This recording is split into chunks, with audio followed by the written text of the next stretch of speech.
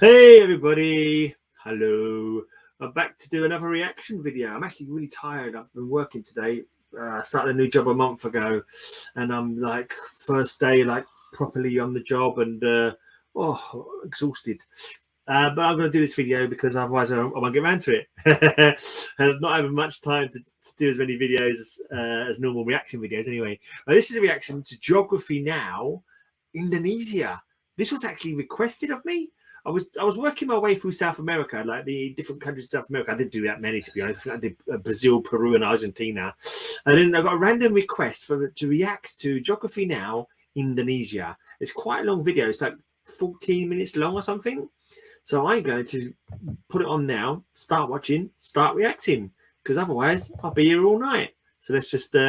about Indonesia, basically all you have to know is that it's kind of like the Hawaii of the Muslim world, but it's like huge. It's like the biggest state, and with orangutans. And that's it, just no punchline. Okay, let's just start before I forgot to actually... What do I know about Indonesia already? I think I knew it was a Muslim country. I think I have heard that. I think they've got some quite strict rules. It's quite a strict Muslim country as well. I think I've heard of like a metal bands from Indonesia getting in trouble with the police for blasphemy laws for playing heavy metal. I'm not sure if I could be mistaken in my countries though. I think, is it Jakarta? Is Jakarta Indonesia? I'm not too sure. I've got a feeling Jakarta's got something to do with Indonesia.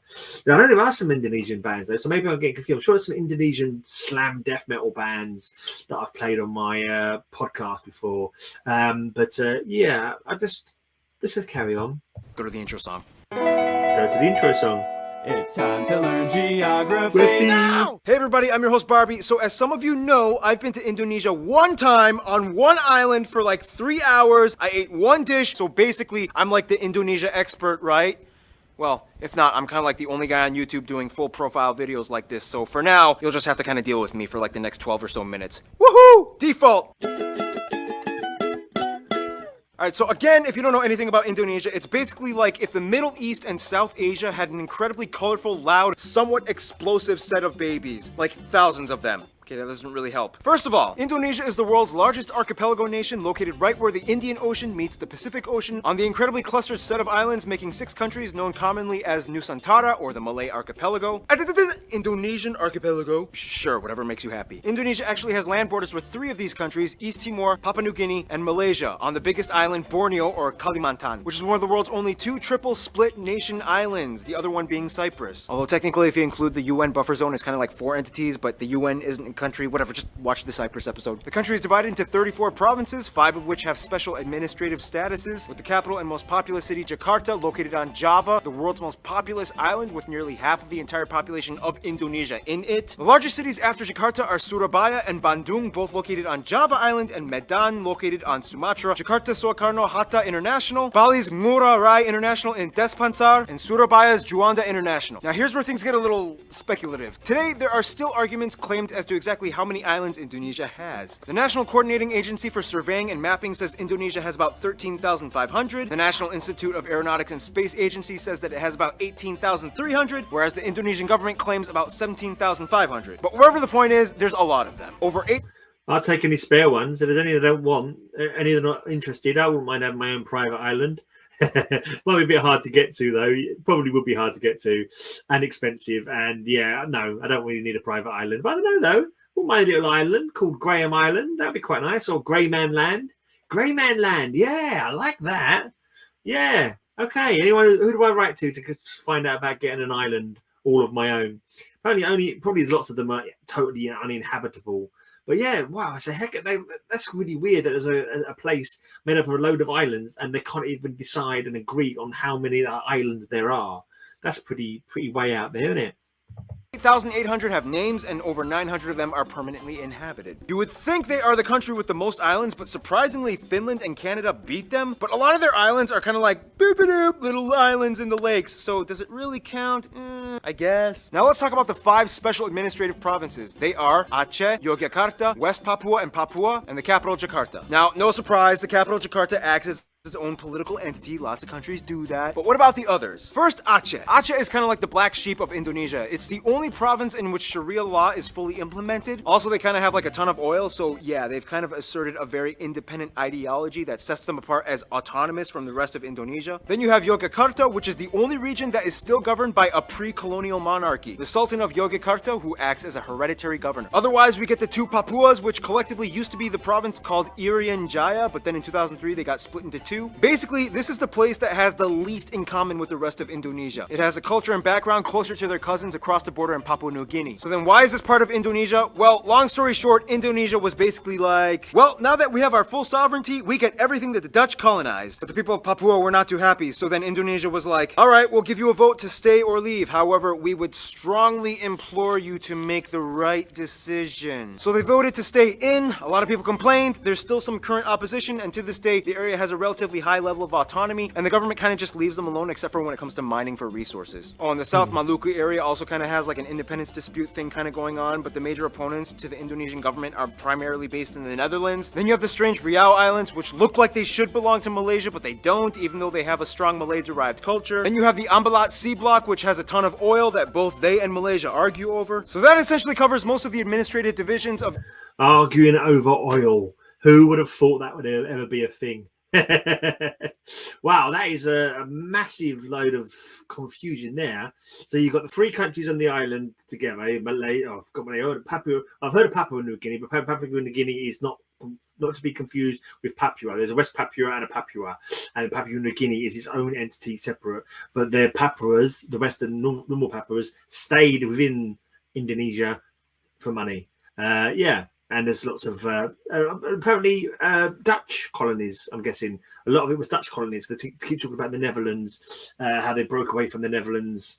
Yeah, interesting. I've heard of Java. I knew Java was the place, but I probably didn't remember it was and Yogyakarta. I've heard Yogyakarta because mainly from my podcast. This banner from Yogyakarta, Jakarta, Yogyakarta. It comes up. It says it on the description on Metal Archives. So yeah, it's actually some quite cool, proper death metal bands. But I say Yogyakarta maybe it's difficult. They've got their own monarchy still, a monarchy surviving from the imperial days, whatever it was. Whereas the other place, Aceh, was it Aceh?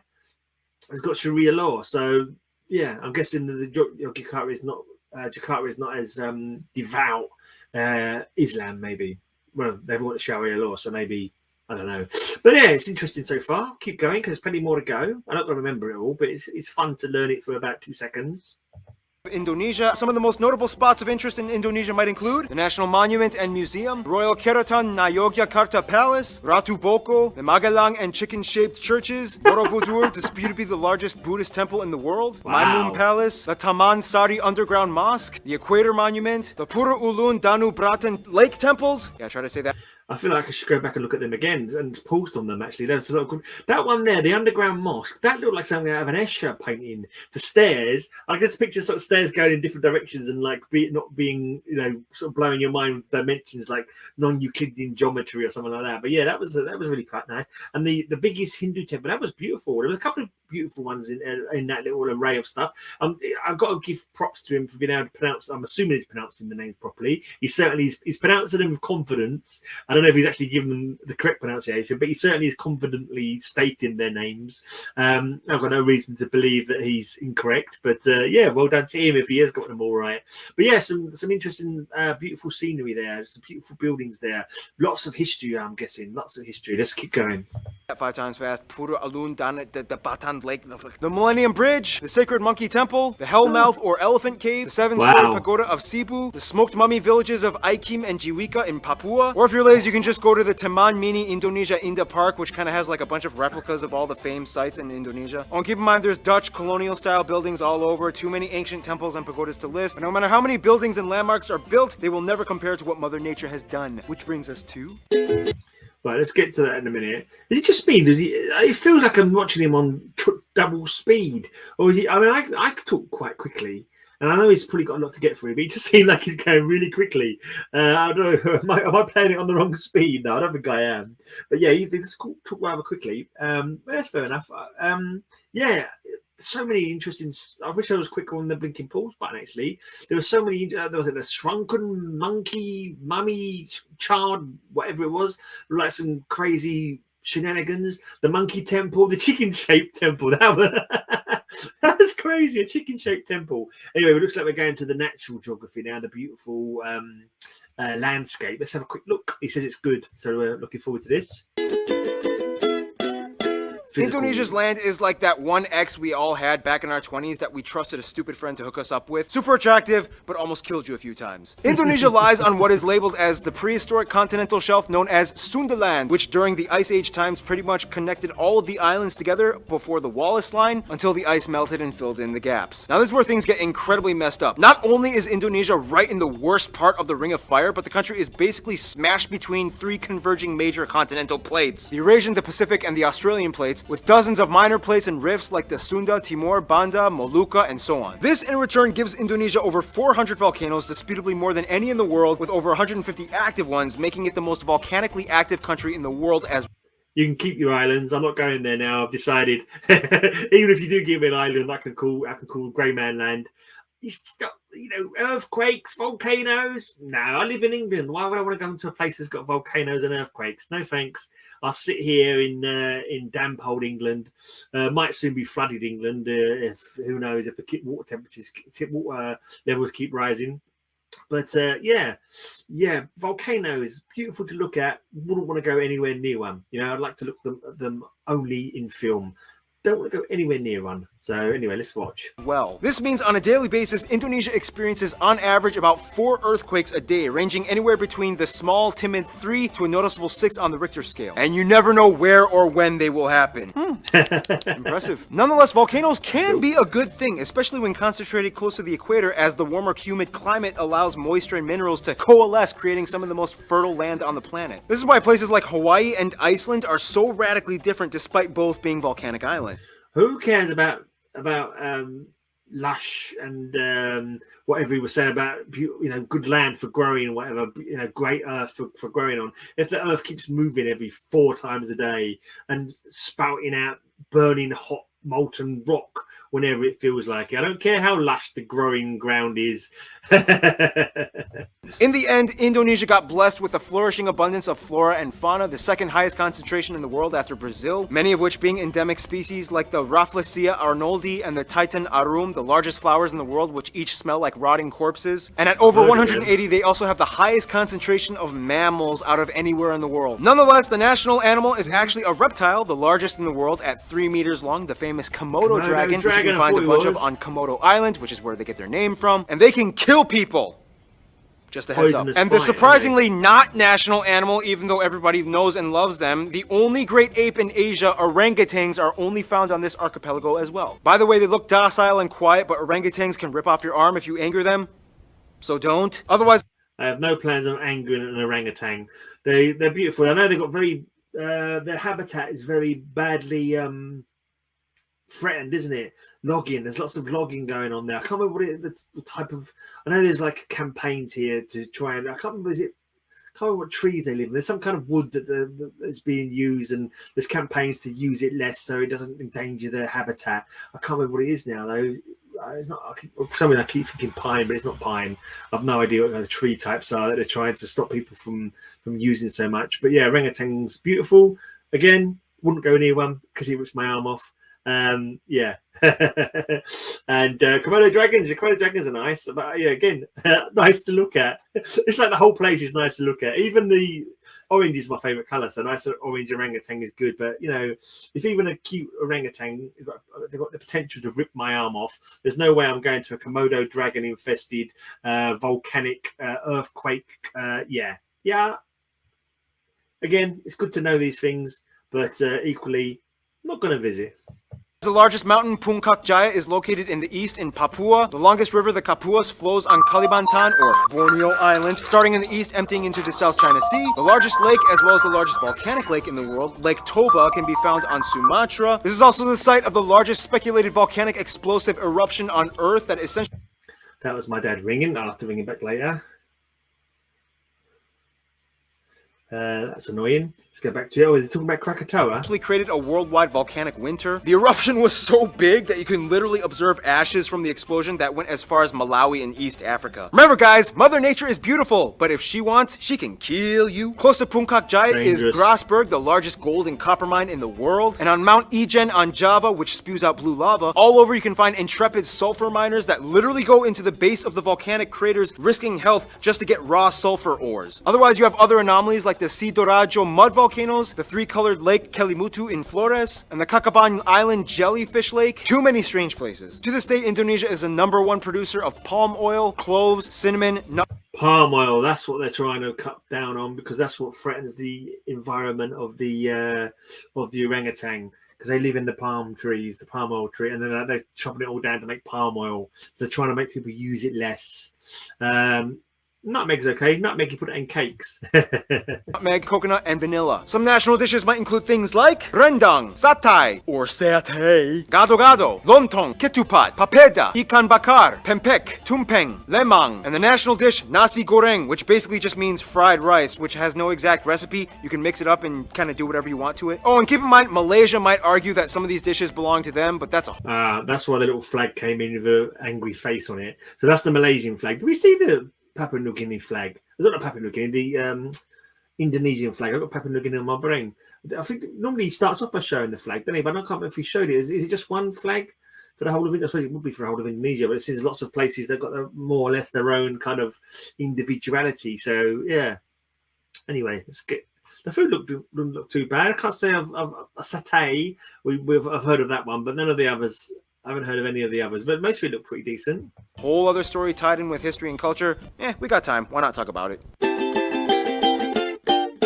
Now, there's a lot of curious mysteries when it comes to Indonesia's people. Like, how did they become predominantly Muslim? Or what's the whole deal with them in Malaysia? Or wait, this guy is considered an Indonesian? What? First of all, the country has about 263 million people, making it the 4th most populous country in the world, with the largest population of Muslims as well. Now, here's the thing. In a sense, yes, 95% of the population is considered native Indonesian, but that's an incredibly broad term considering that Indonesia has about 300 different ethno-linguistic groups split up across all the island regions of the country. If you look at a map with the actual ethnic group breakdown, it kind of looks something like this. Nonetheless, the two largest parent ethnic groups are the Javanese that make up about 40%, the Sundanese that make up about 15%. Otherwise, the rest of the population is primarily made up of smaller groups and tribes that have only around 2 to 3% each, like the Batak, the Sulawesi, the Balinese, Minangkabau, Betawi, Papuan, Dayak, and so on. Finally, about 5% are non-indigenous Indonesians like Chinese, Arabs, Indians, and even a few Europeans. They also use the Indonesian rupiah as their currency, they use the Type-C plug outlet, and they drive on the left side of the road. And here's where things get a little confusing. Culture and language. The one thing that kind of unites all Indonesians is that they share the national language Bahasa Indonesia, which means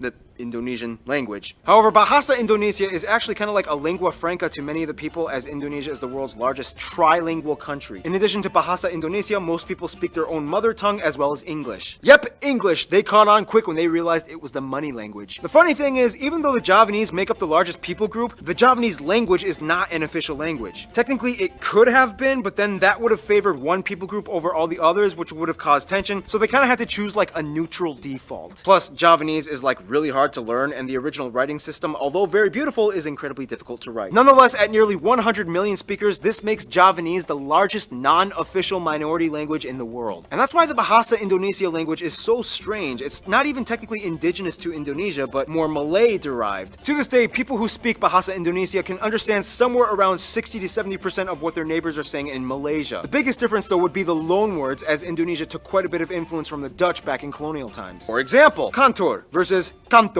doctor versus dokter, mantel, mantel, oma, opa, wortel, wortel. Speaking of the Dutch, quick history lesson. Hindu kingdoms, Buddhist kingdoms, Islamic kingdoms, the Portuguese come in quickly, but then the Dutch flock in, Japan comes in for a couple of years and decimates a huge chunk of the population, independence, republic, the Suharto years, controversial incidents and fights with ethnic Chinese, Timorese, and Papuan peoples, Suharto falls, Reformation period begins, and here we are today. In Indonesia, all citizens are required to register under one of 6 recognized religion. That was a very potted history, wasn't it? It's obviously it's the geography of Indonesia, not the history of Indonesia, but we got a little bit of a glimpse there. So yeah, I wonder. So wonder when it became. So obviously a long time ago it became Muslim. Just wondering, like it's quite sort of so far out. So there must have been a lot of sailors, a lot of trade going on, probably a lot of conquest as well. I know there's a lot of conquest way back in the early sort of I don't know, explosion of Islam. I'm not too sure about so I'm guessing there was some conquest there to start off with, but yeah, they must have had a navy, I suppose. Must have had a navy, mustn't they, to get out there to all these islands. The Japanese killed a lot of people as well, they said. So I know that's during the World War II kind of era. Categories: Islam, Protestant, Catholic, Hindu, Buddhist, and Confucianism. If you don't identify with either, then sorry. Prior to Islam entering around the 13th century, Can't be atheist. Definitely not going there. Indonesia was actually primarily Hindu and Buddhist. It's disputed on how exactly Indonesia became prevalently Muslim. Some people will say that it's because of the Arab traders that came by in the early first millennium. Others will say that maybe it had to do with the Malacca Sultanate conquest that fought against the Hindu and Buddhist kingdoms. And the truth is, both might be right. Inevitably, Bali became like the last sort of haven for whatever Hindus were left. The eastern Nusa Tenggara region and the Papuas remained predominantly Christian as the Dutch and Portuguese shared the gospel. Islamic culture in Indonesia is a little different from what it looks like in the Middle East. For one, most mosques don't have the typical dome structure, and actually many of them resemble Hindu temples, like the Demak Great Mosque. When a family member dies, their relatives might often come together and pray for a whole week, and then again on the 40th day, and then on the year anniversary, and then on the 500th day, and so on. Also, the night before Eid al-Fitr, the youth might gather and go around neighborhoods reciting the takbir. Those are some things you don't really typically find in the Middle East. Clothing modesty customs are pretty loose. Not all Muslim women wear hijabs, however the ones that do might also complement it with Western clothing, like branded t-shirts with skin-tight sleeves and jeans. When I was in Indonesia, I saw a hijab-wearing woman with short sleeves and capri pants exposing her calves. I was like, can they do that? Now, in terms of culture, again, it depends on where you are, and many indigenous peoples still follow ancient traditions. Everything from the Minangkabau candle dance, to the gamelan players of Yogyakarta, Wayang Javanese shadow puppetry, Balinese festivals, Sumatran pencak silat martial art tournaments, Kenya motif paintings of the Kalimantan tribes, the deadly Pasola game played by Sumba peoples, Karabeng cow racing on Madura Island, the strange burial traditions of the Toraja people, and everywhere you can find those pointy longhouses. Otherwise, some notable people of Indonesian descent might include people like the first president Sukarno, Gada Maja, R.A. Kartini, B.J. Habibie, Iko Uwais, Yayan Ruhian, Sesep Arif Rahman, Agnes Monica, Iwan Fals, Anggun, Megawati Sukarno Putri, the Hartono brothers, and YouTubers Brian Emanuel and Raditya Dika. Now, it's so hard to cover. Haven't heard of any of those people, but that's fair enough. Obviously, their names didn't spread out here to England, to London. But yeah, again, well done on the pronunciations. I don't know how long he has to practice for before he gets all these pronunciations down pat. But yeah, there was a good bit of history there again. Interesting. So lots of interesting culture and stuff going on there as well. The burial rituals was quite okay. That's pretty heavy metal. Yeah, lots of interesting stuff. I've kind of, it goes past so quick. I'm kind of lost it on it's kind of a video you could do watching a few times. I see 15 minutes. He's talking fast. He's putting everything through quickly. Just goes to show you can't really sum it up really quickly, can you? You know, so you've got to probably should play at half speed, so he sounds slower, and you can see the images for longer, and you can pause quicker. But yeah, good stuff, interesting stuff. I'm not sure how much I'm going to take in, but yeah, it's really cool. This series is really cool because there's just so much you could, even if you don't remember it for more than 5 minutes, or even if like a little bit sticks in your brain, it's all good. For Indonesia's culture, because there's so many different people groups, each with their own cultures. It's insanely colorful and rich. I wish we could cover more, but we got to move on to some diplomatics, shall we? Okay, so Indonesia is basically like the kingpin of Southeast Asia with the largest population and economy, as well as being a member of the G20. Therefore, they know how to manage relations. First of all, the rest of the Muslim nations in the Middle East generally get along with Indonesia as they see them as kind of like their strange Asian cousins. Indonesians make up the largest group of pilgrims for the Hajj in Mecca. However, there has been some controversy with Saudi Arabia in regards to migrant worker abuse and death sentences. Since then, Indonesia dramatically decreased its expat programs. The US, the Netherlands, and Australia are kind of like their biggest non-Asian supporters. In addition to trade and business, the US played a huge role in Indonesia's independence, and they worked closely during Cold War times. The Netherlands still holds close ties to Indonesia despite post-colonial bitterness. Plus, tons of Indonesians live in the Netherlands. To this day, they have the second largest population of Indonesians outside of Indonesia after Malaysia at nearly 2 million. Australia gives some of the most aid to Indonesia, especially after catastrophe incidents. And even though there are some controversies involving immigration and attacks on Australians abroad, they still share close ties generally. Now, Indonesia and Malaysia are kind of like the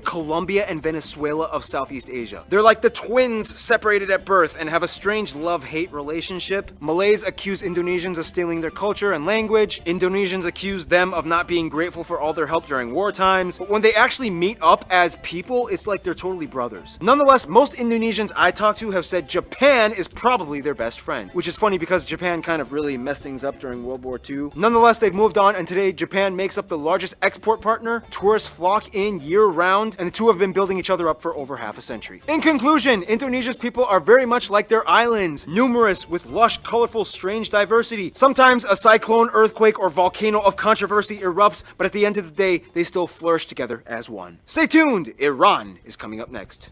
Okay, damn good job, mate. You got through all them names well. You fitted in tons of information in that 14-minute video. Catchy tune as well. That's kind of cool that Japan and Indonesia are still friends. They managed to become friends after, you know, the history of during World War II. Japan did have a bit of a reputation as not being very nice. That's a good way to underestimate it. They weren't very nice during World War II. They were a bit mean. Yeah, that's putting it mildly. But it's cool that the countries were able to look past the history and move on without any animosity, or less animosity, bitterness, and so forth. Yeah, that was interesting. Good stuff. Lots of there to take in. Lots to see. Yeah. I enjoyed it. Good stuff. Don't ask me to repeat any of it again. A couple of bits might have stuck in my head. Like, you know, sometimes when you hear things, you don't know until later that you've remembered them. Like someone might pop up 2 months down the line or something, and I might go, oh, that rings a bell. Oh, isn't that Indonesia? Yeah, you know, we'll see. We'll see if this information ever stays in my head. But yeah, that was good. Thanks to whoever suggested it. I'm not even sure who suggested it, to be honest. I'm guessing it was probably someone from Indonesia. They might have seen one of my reactions to a previous one in this series and say, hey, do Indonesia. Anyway, so I've done Indonesia now. If anyone's got any other countries they'd like me to have a look at, then feel free to put a comment in the box, or any other videos you want me to react to. I'm not reacting to so many as I did because I've got full-time work and I'm tired. I'm really tired. My head is killing me. I'm like, oh, tired head. I've got to go cook my dinner now. Cheers for watching. I'll be back again reacting to something sometime soon. Cheers for checking it out. Be well.